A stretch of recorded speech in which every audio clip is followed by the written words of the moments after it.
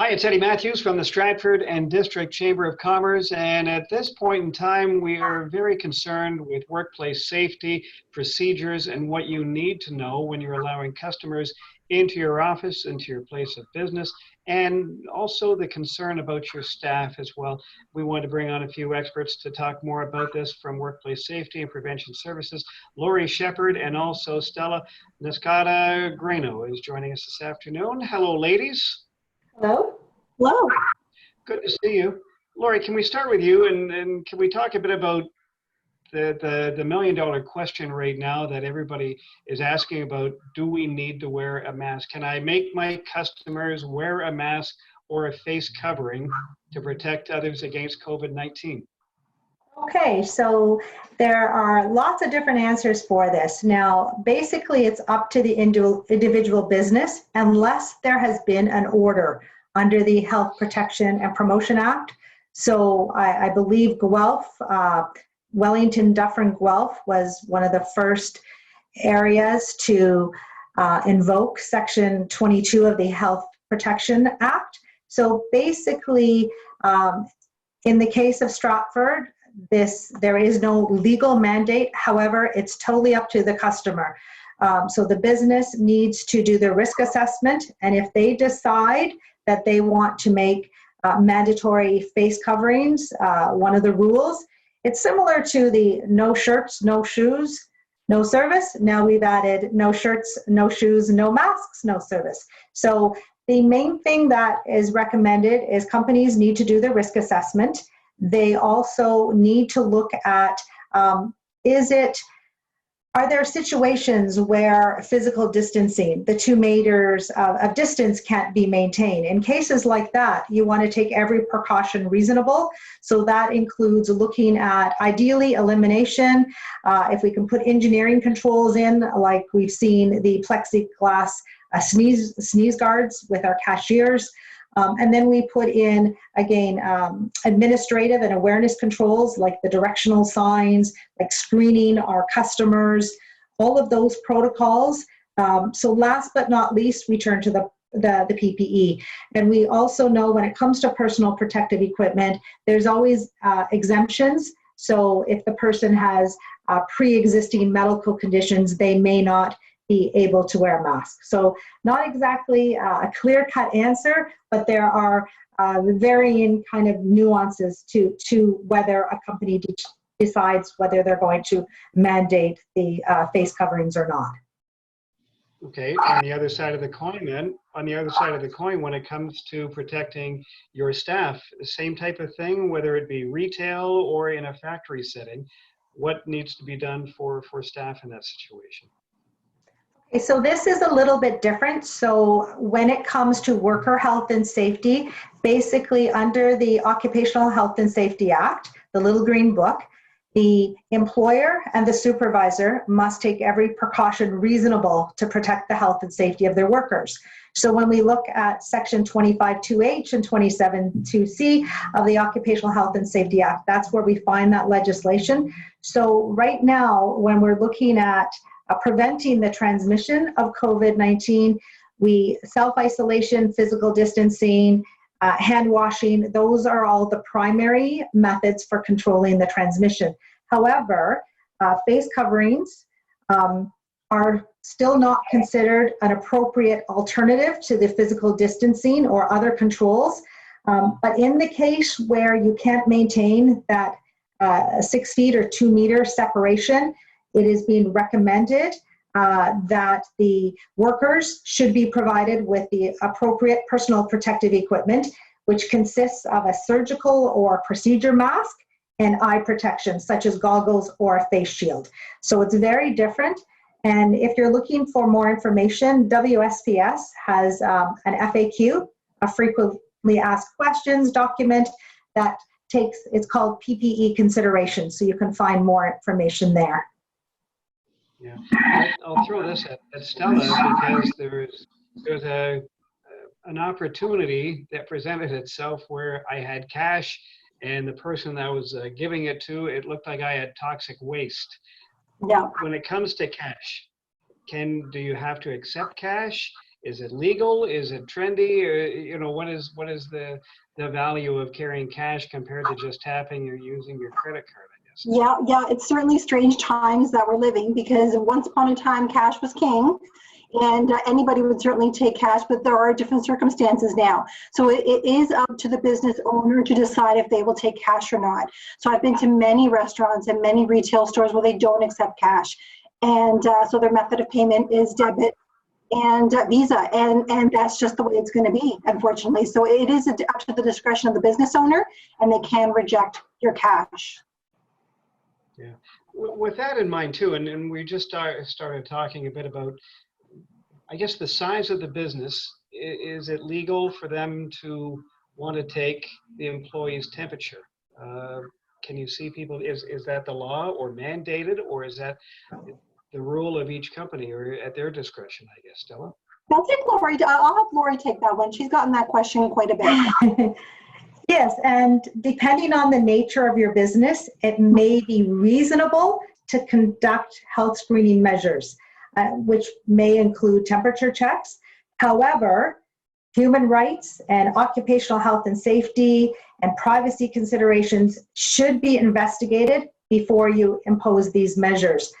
Understanding what normal temperature range is, what constitutes a fever, all that is really important before implementing the assessment.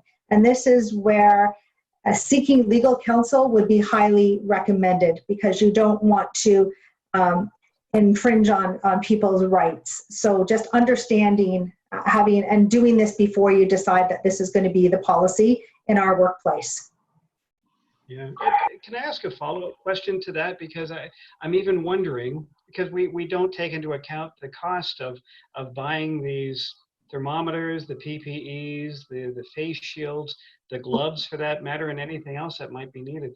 There is a cost to all of this, and business have to incur that, don't they, Lori? They do, yeah. And as a matter of fact, some businesses will actually bring that on to the customer. I know I've been to a couple of stores, like a hairdresser. You know, he's incurred costs for masks and shields and extra decontamination cleaners, which he's brought on to the customer. And, you know, it is what it is, right? So it's not a huge cost, but we certainly absorb that, don't we? Yeah, exactly. Yeah, absolutely. And during the pandemic, what are the responsibilities as an employer? Are they obligated to put in these preventative measures? And what if they can't afford to put them into place? How does that happen? Yeah, and basically, like I mentioned, there are no specific occupational health and safety legislation pertaining specifically to COVID-19. All the employers have obligations under the Occupational Health and Safety Act and its applicable regulations to protect workers from hazards in the workplace, including infectious diseases. So the Public Health Agency of Canada has created a risk-informed decision-making guideline for workplaces and businesses during this pandemic that may assist the decision-making process about the public health actions of employees and employers. The document outlines the risks associated with the business and the implementation of risk mitigation strategies. So that's a lot of this is companies need to do their risk assessment. So they need to look at, again, the risk of the transmission of the disease, also the risk. We're looking at severity, probability, but we're also looking at risk, our business credibility, and our risk of financial viability. So if we are a customer-facing business, the customers are going to notice if we have protocols in place, if we have controls in place. And sometimes if controls are there and then they're no longer there, people may make a decision that I'm not comfortable here, I'm not going to come back. So we need to do our risk assessments and look for resources, look for information and guidance, and follow guidance documents to help you do your risk assessment and determine what you need to put in place. Each workplace is unique, and each workplace is going to have a different level of risk, and that needs to be taken into consideration when we make these decisions. Yeah, that's interesting. And I guess part two of that question would be flipping that coin over. Have you heard of employees that have refused to work because they may have underlying conditions, or someone at home may have underlying conditions and they're a bit fearful for them? Have you heard about that yet? Well, Lori, if you can certainly step in here, if you like. Okay. Basically, again, under the Occupational Health and Safety Act, employers have, again, duties to protect everybody, and we do have rights under this legislation as well. So we have 3 rights, including the right to refuse unsafe work. And yes, I have heard of instances where people have invoked their right to refuse. So even during the pandemic, there is a protocol and a process. So if a worker has concerns about their health or their safety, they need to speak to their supervisor. So they need to report the circumstances to their supervisor or their employer, and then an investigation needs to take place. This investigation needs to be done to try to resolve the issue internally. This is where the employer, the supervisor, will work with either the health and safety representative or the worker representative of the Joint Health and Safety Committee. Depending on the size of your business, if you have 1 to 19 workers, you are required by law to have a worker health and safety rep. If you have more than 20 workers, you should have a Joint Health and Safety Committee that is made up of management and worker reps. So this is where you would involve the worker rep. You try to resolve it and fix it and put controls in place. Get to the root of why this person is feeling uncomfortable. This is where they, again, feel that their health, their safety, their life could be in danger. So it needs to be taken seriously. And then in the event that it cannot be resolved internally, the employer has a legal obligation to contact the Ministry of Labor, Training and Skills Development, who will come in, the inspector will come in and do a follow-up in consultation with the employer, with the supervisor, with the worker health and safety rep, as well as the worker. So they will try to resolve it internally first, and then bring in the ministry. And then once the ministry makes their decision, they will advise the employer what needs to be done.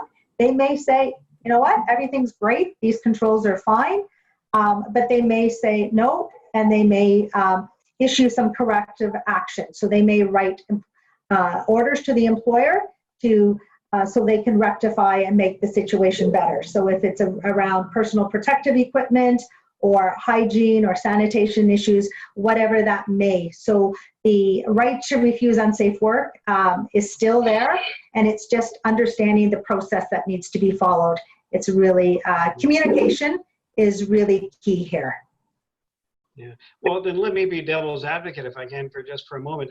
Let's say there is a business not adhering to provincial emergency orders, the non-essential workplace closures. And when it comes to physical distancing measures, what can you do? I haven't heard that happen too much in Stratford or around Perth County, but I'm sure that has been brought up on occasion around the country. Basically, if you're doing everything right, but your competitor or your neighbor or I haven't heard it happen either. But yeah.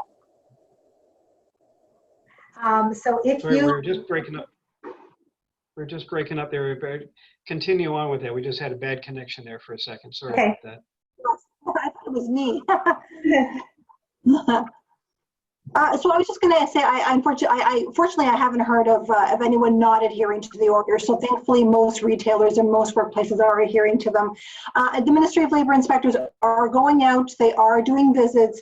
They are looking for, how many workers are working. They're looking to see, what the employer is doing to screen their employees for COVID-19. Are your policies and procedures updated? What do you do in a case if you do have a positive case? So inspectors are certainly coming around to do inspections. I don't believe that they are writing orders necessarily, but are strongly suggesting and strongly recommending that things be put in place. Lori, is there anything you'd like to add to that? Yes, and if you do want to report a business who you believe is in non-compliance with the current provincial emergency orders. You can call the Stop the Spread business information line. There's a toll-free number, 1-888-444-3659. So again, for those companies who are doing everything right and following the rules, but there may be, again, their competitors, their neighbors, somebody who doesn't really want to follow the rules, then you can speak to, again, the Stop the Spread business information line. Good. You know, and I hope we can get you on again, because I think there's a whole bunch of questions we can probably ask when it comes to when schools go back in. Safety protocol between the teachers, the staff, and the students. And even there was a report that came out about how much it's going to be costing just to be cleaning those classrooms and schools, and whose responsibility that is. So perhaps we can get you on in less than a month and talk more about that, if that's okay with you guys. Absolutely. And I wanted to mention too that we are working very closely with our system partners, including the Ministry of Labor, Training, Skills and Development, and the other health and safety associations to create guidance documents. So we have over 100 sector-specific guidance documents for places like restaurants and retail establishments, barbers, personal services, hairstylists. There's over 100 documents in the system. So I strongly recommend people to use these guidance documents. You can go to WSPS.ca. We do have a COVID hub and a COVID page, as well as links to all of these resources. And we even have a post-pandemic playbook that will help companies get back to business during these very difficult and challenging times. Absolutely. Give the website one more time, if folks are just grabbing a pen and paper, about the website. What is it again? Okay, it's WSPS.ca. And we have a toll-free number as well, 1-877-494-WSPS or 9777. And our hours are 7 a.m. to 7 p.m. Okay. Ladies, it's nice to talk to you, and I hope you stay safe and we can do this again. Very interesting material, and anything else, please go to the website and find out more. Lori, Stella, thank you so much for your time, and I hope we can do this again. Thanks for having me. Bye. Bye-bye.